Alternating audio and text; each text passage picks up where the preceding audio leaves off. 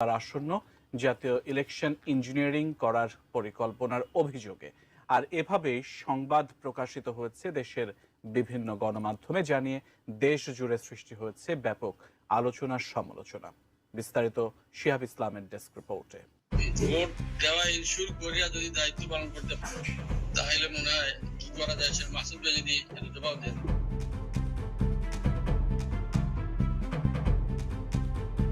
আসন্ন জাতীয় নির্বাচনকে কেন্দ্র করে দেশে নতুন এক রাজনৈতিক বিতর্কের সৃষ্টি হয়েছে।